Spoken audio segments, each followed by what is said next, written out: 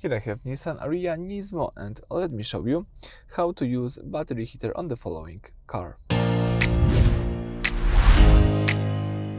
So at the very beginning, let's start by using the home screen. Then let's open the settings button right here.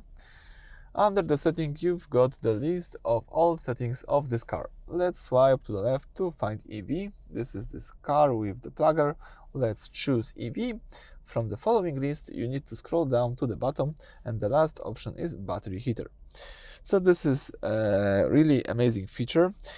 You can enable the battery heater. The car uses energy to warm up the battery. A warm battery charges much faster and provides more consistent power.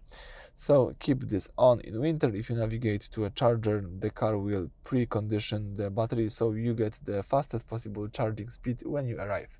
So all you need to do is use this switcher, and heating the battery improves fast charging performance. This is the information from Nissan. Would you like to heat the battery? If yes, let's just tap yes.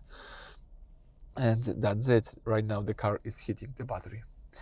In my case, now let me disable this. And that's it for this video.